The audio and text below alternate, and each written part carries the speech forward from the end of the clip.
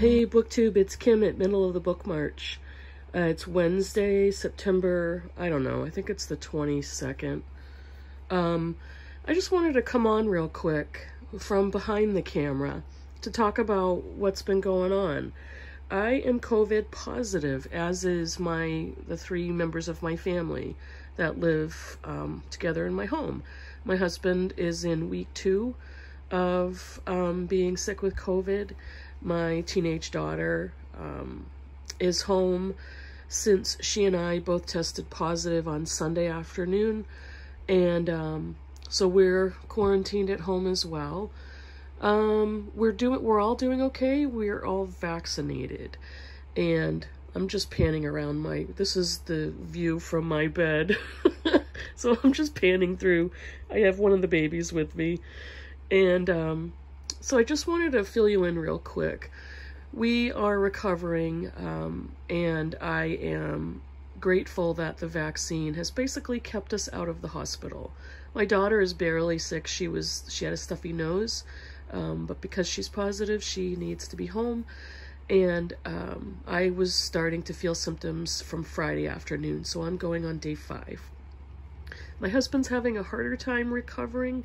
He's been sick almost 2 weeks, but again, he is not hospitalized. None of us have to be hospitalized, so I'm grateful for that. I am going on day 5 of having read nothing, and I'm frustrated and I'm pissed off about it. I've just not been able to. I basically feel like I have bad cold symptoms that won't go away. So it's 5 days of the same level of cold symptoms. It's not severe. I'm breathing fine. I have clear lungs. It's just, you can hear in my voice. There's no let up.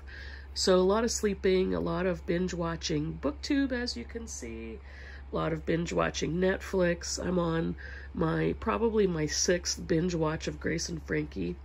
I've got my coffee right here. I'm drinking that. I've got my stack of books I was going to try to get to for Shorty September.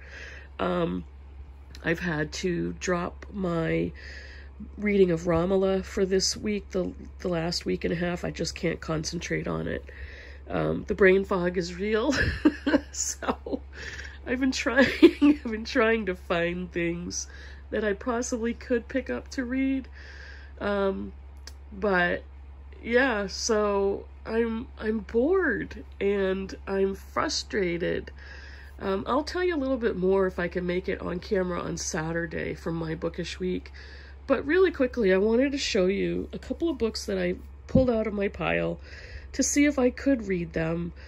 Something a little lighter, maybe a little funner, a little less heavy than some of the other things I would typically read.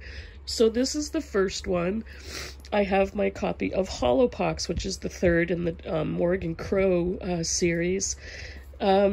It's kind of a chunky one, but it's a middle grade, maybe a little older reader series that's super fun.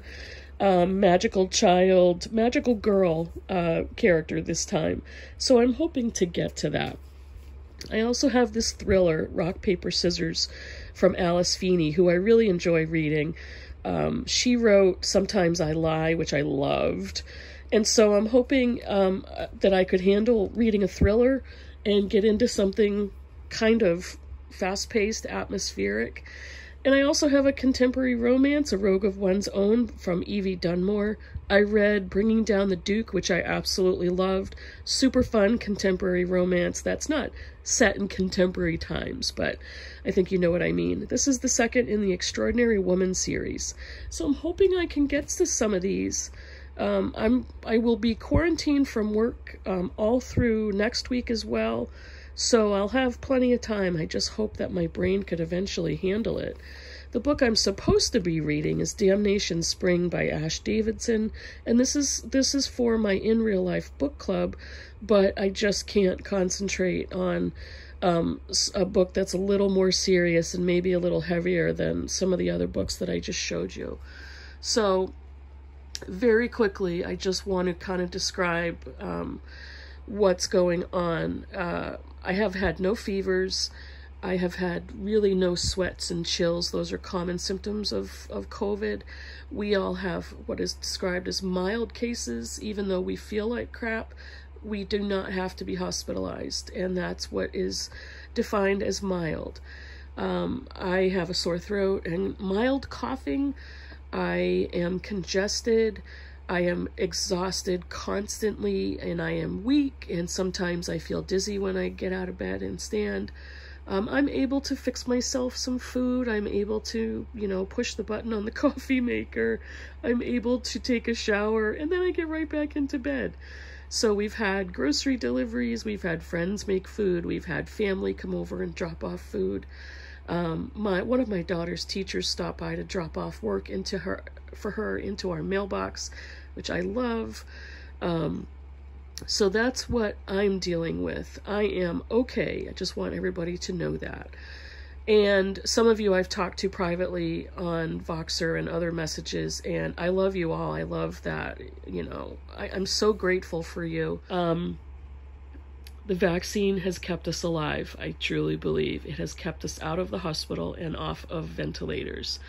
We suspect we have the Delta variant, and that is why we all contracted it after all being vaccinated. So those are my thoughts about that. You know, it's interesting to think of, well, if you're vaccinated, how did you catch it?